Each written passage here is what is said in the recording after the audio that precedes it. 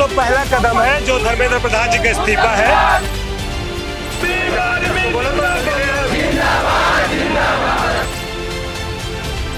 और शासन प्रशासन को उखाड़ के फेंकने का काम हमारे द्वारा किया जाएगा।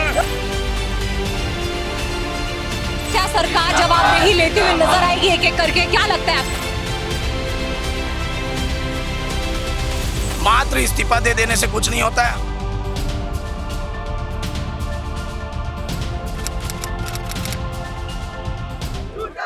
नमस्कार, आप देख रहे हैं द लेंस और मैं हूं आपके साथ पूनम ऋतु सेन। इस वक्त मैं छत्तीसगढ़ की राजधानी रायपुर में हूं और भीम आर्मी यहां पर प्रदर्शन करते हुए नजर आ रही है। जैसे कि हम देश भर में माहौल देख रहे हैं कि युवा लगातार आक्रोशित है, प्रदर्शन कर रहे हैं अपनी मांगों को लेकर। और अभी जब मैं रिपोर्ट करने आई हूं तब मुझे ये जानकारी मिली है कि शिक्षा मंत्री धर्मेंद्र प्रधान ने इस्तीफा दे दिया है, उनका लेटर सामने आया है। अब क्या घटनाक्रम होगा, लेकिन इस वक्त अभी लोग यहाँ पर प्रदर्शन करते आ रहे हैं। क्या है कहना, क्यों प्रदर्शन कर रहे हैं, अब इनकी क्या मांगे हैं, एक एक करके हम आपको इस वीडियो के जरिए दिखाएंगे। अंत तक जरूर बने रहिएगा। भीम आर्मी के प्रदेश नेता हैं आप। लगातार छत्तीसगढ़ के अलावा पूरे देश भर में युवा आक्रोशित है, आंदोलित है। क्या कहना चाहेंगे कि अभी धर्मेंद्र प्रधान ने इस्तीफा दिया है? ये तो पहला कदम है जो धर्मेंद्र प्रधान जी का इस्तीफा है। अभी ऐसे बहुत से मुद्दे हैं जिस पर भारतीय जनता पार्टी के बहुत सारे जो नेता हैं उनको इस्तीफा देना पड़ेगा। और ये देश के युवाओं का ताकत है, ये अकेले भीम आर्मी की ताकत नहीं है, ये देश के जेनजी युवाओं की ताकत है जिन्होंने इतना बड़ा आंदोलन को पूरे देश में शांतिपूर्ण तरीके से किया और एक केंद्रीय मंत्री को मजबूरी में इस्तीफा देना पड़ा। और रात के 12 बजे प्रधानमंत्री जी को लाइव आकर के देश की जनता को, देश के युवाओं को यह बताना पड़ेगा कि सरकारें झुकती है अगर उस देश के युवा झुकाने वाले हो। धर्मेंद्र प्रधान हाय हाय के नारे आप लोग लगा रहे हैं, लेकिन अब और क्या क्या मांगे हैं, किन किन मुद्दों पर सरकार को काम करना होगा? हमारी मुख्य मांग ये है कि जो छात्र है जिन्होंने सुसाइड किया है उन छात्रों को उचित मुआवजा दिया जाए और उन छात्रों को उनके घर में किसी को एक रोजगार दिया जाए, सरकारी रोजगार दिया जाए। सरकार की जवाबदेही पर यहाँ पर बातचीत हो रही है। सरकार आखिरकार जवाबदेही से कब तक बचते रहेगी? भीम आर्मी का स्टैंड हमने देखा, जैसे कि चंद्रशेखर आजाद है, आपकी पार्टी से नगीना के सांसद है, वो लगातार धरने पर बैठे हुए थे। अब क्या सरकार जवाबदेही लेते हुए नजर आएगी एक एक करके, क्या लगता है आपको?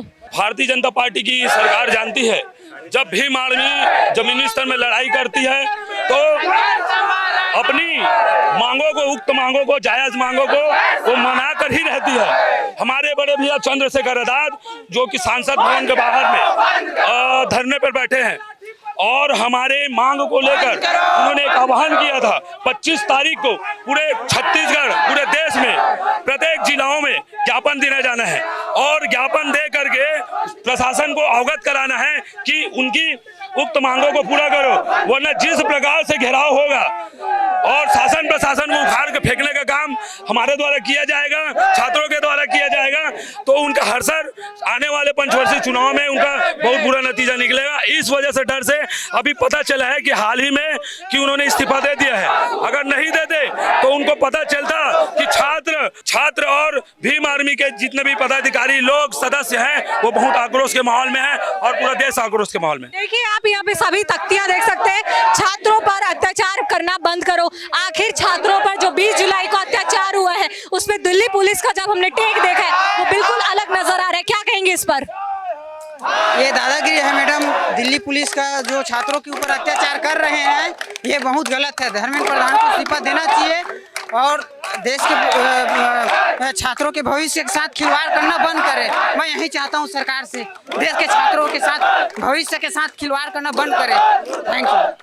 भगत सिंह का आपने तख्ती रखा हुआ है, भगत सिंह से आप कैसे इंस्पायर हैं? जो दिल्ली में जंतर मंतर में लाठीचार्ज हुआ है, मैं जो पढ़ाई करते हैं उन लोग के लिए मैं आया हूँ। गरीब आदमी इतना पैसा लगाकर पढ़ रहे हैं, उसके बाद सरकार पेपर लीक कर दे रहे हैं, तो क्या होगा? ऐसे तो आत्महत्या जरूर करेंगे। इतना गरीब आदमी को क्या है, पैसा पेड़ में थोड़ी फरता है, कमा कर उस मुकाम पे पहुंचे हैं, उसके बाद उन लोग पढ़ाई में लगाते हैं।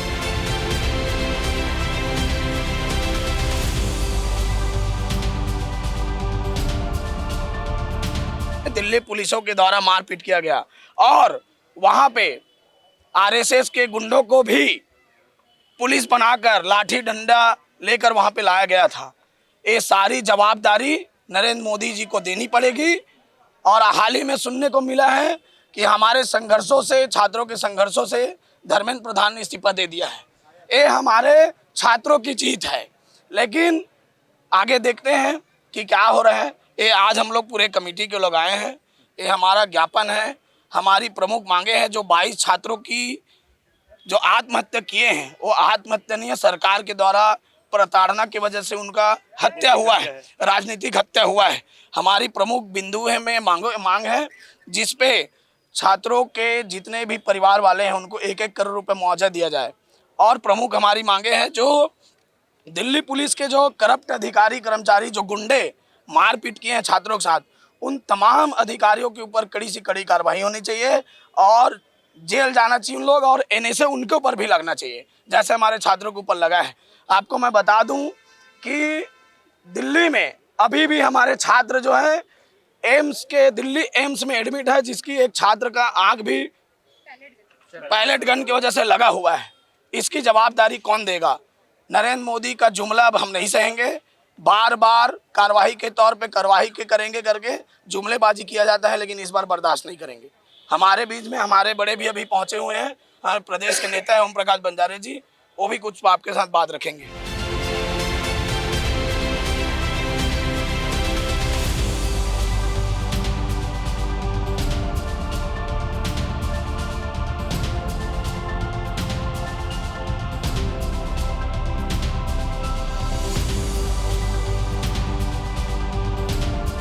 देखिए, होता कई बार ऐसा है कि हम ज्ञापन देते हैं और प्रशासनिक अधिकारियों को हम अच्छे से जानते हैं, वो अच्छे से पढ़ते भी नहीं है। हमारा ये मांग है आपसे कि ये सिर्फ हमारी मांगे नहीं है, ये देश हित का मुद्दा है। आप इसको अपने बड़े अधिकारियों के माध्यम से माननीय राष्ट्रपति तक, माननीय प्रधानमंत्री तक पहुंचाइए कि जिस तरीके की हालात देश में बन रही हैं, कहीं ऐसा ना हो कि नेपाल जैसे यहाँ के बच्चे भी आक्रोशित हो जाए, यहाँ भी प्रशासन की व्यवस्थाएँ बिगड़ जाए, यहाँ पर भी लॉ एंड ऑर्डर फेल हो जाए। हम ऐसा नहीं चाहते। हम संविधान को मानने वाले लोग हैं, बाबा साहब अम्बेडकर को मानने वाले लोग हैं। संवैधानिक दायरे में रहकर बाबा साहब के संविधान को पढ़ करके ये तैयार किया गया है और जो ये मांगे हैं वो संवैधानिक रूप से हम आपसे मांग रहे हैं। आपकी जिम्मेदारी बनती है कि आप इस पर गहन अध्ययन करके इन मुद्दों को रखें अपने ऊपर के अधिकारियों तक। और नरेंद्र प्रधान जी का इस्तीफा तो हो गया है, लेकिन इसमें और हमारी मांगे हैं।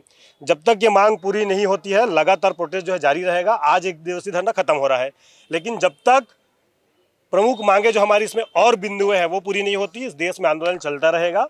आप लोग ये सुनिश्चित कीजिए कि किसी भी बच्चे के ऊपर एफआईआर ना हो, कोई भी बच्चा जेल की सलाखों तक ना पहुंचे और उनका भविष्य बेहतर रहे, क्योंकि हम में से ही आपके भी बच्चे होंगे जो पढ़ रहे होंगे कहीं ना कहीं किसी भी विद्यालय में और कॉलेजों में। तो आप सुनिश्चित करें कि बच्चे शांतिपूर्ण तरीके से आंदोलन करें, उन पर खतरा ना आए और तमाम प्रकार की जो सुविधाएं हैं, जो प्रशासन को उनके लिए संरक्षण देना चाहिए, वो आप सुनिश्चित करें ताकि किसी का भी भविष्य खराब ना हो और हमारी बातों को, हमारी आक्रोश को आप ऊपर पहुंचाने का काम करें। यही हमारा आपसे निवेदन है। ज्ञापन के माध्यम से आप हमारी बातों को सुनिए और बात को ऊपर रखिए। जय भीम।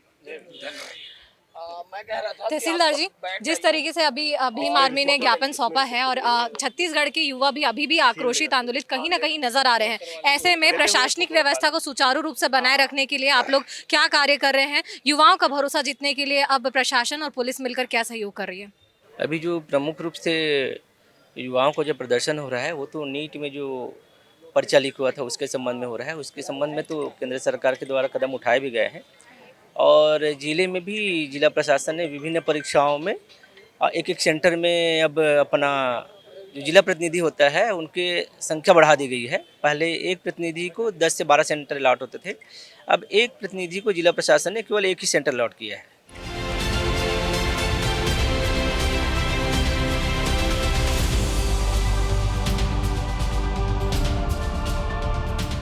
भीम आर्मी यहाँ पर प्रदर्शन कर रही थी और इसके बाद उन्होंने यहाँ पर कलेक्ट्रेट कार्यालय के सामने यहाँ पर ज्ञापन सौंप दिया है।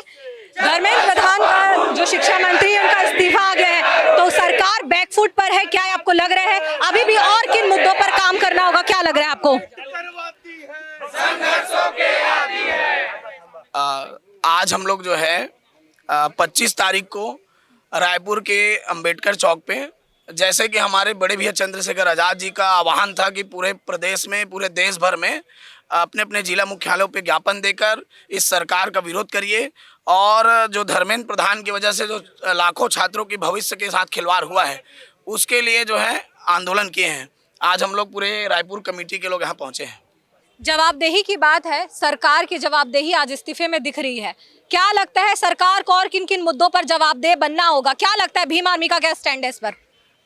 अभी जिस प्रकार से जंतर मंतर पे छात्रों पे लाठीचार्ज किया गया, मारपीट किया गया, लाठी डंडों से, कील लगे डंडों से, आंसू गैस, पैलेट गन भी चलाया गया, उन सब की जवाबदारी आज भी बनती है सरकार की। मात्र इस्तीफा दे देने से कुछ नहीं होता है। हमारी मांगों में और भी प्रमुख मांगे थी। जो 22 छात्रों की हत्याएं हुई है, मैं उसको आत्महत्या नहीं मानता, हत्या मानता हूँ।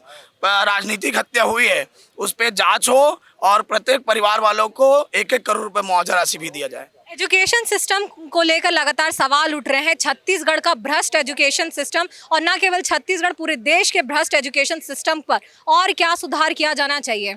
जिस तरीके से इस भारतीय जनता पार्टी के शासन काल में शिक्षा व्यवस्था को प्राइवेटाइज किया जा रहा है, शिक्षा को बेचा जा रहा है, प्राइवेट कॉलेज खोलकर, स्कूल खोलकर बेचा जा रहा है इस शिक्षा प्रणाली में। और मैं छत्तीसगढ़ में बताना चाहता हूँ, गायत्री मंत्र, सरस्वती मंत्र, भोजन मंत्र और तमाम प्रकार के मंत्रों का उच्चारण करने यहाँ का गजेंद्र यादव जी कहते हैं। मैं कहता हूँ कि छत्तीसगढ़ के युवाओं को, देश के युवाओं को वैज्ञानिक दृष्टिकोण रखना चाहिए। वैज्ञानिक बनने के लिए, साइंटिस्ट बनने के लिए आगे बढ़ाना चाहिए, ना कि आप पाखंडवाद में आप उसको गुमराह करके रखेंगे। इसका हम कड़ी विरोध करते हैं। हमने ज्ञापन भी दिया था कि छात्रों के भविष्य के साथ खिलवाड़ ना किया जाए धर्म के आड़ में।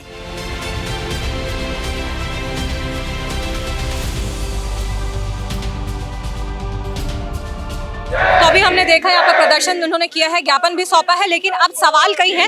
शिक्षा मंत्री के इस्तीफे से क्या वाकई में शिक्षा सिस्टम, एजुकेशन सिस्टम में सुधार हो जाएगा? ऐसे तमाम चीजें हैं, तमाम मुद्दे हैं जिस पर अभी भी कार्य किया जाना है। जंतर मंतर में प्रदर्शन जारी है। सोनम वांगचुक के साथ जिस तरीके से व्यवहार किया गया वो भी अपने आप में सवाल है। ये तो सिर्फ एक छत्तीसगढ़ के एक जिले की ये हालात है, लेकिन देश के जो पूरे हालात है द लेंस, उस पर भी नजर बनाए हुए हैं और आप तक लगातार वो तस्वीरें, वो वीडियोज के जरिए, उस रिपोर्ट के जरिए आप तक पहुंचा रहा है।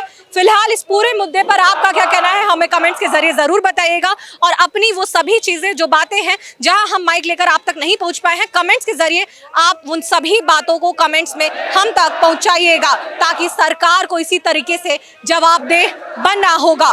कैमरा पर्सन यासीन मेमन के साथ द लेंस के लिए पूनम ऋतुसेन।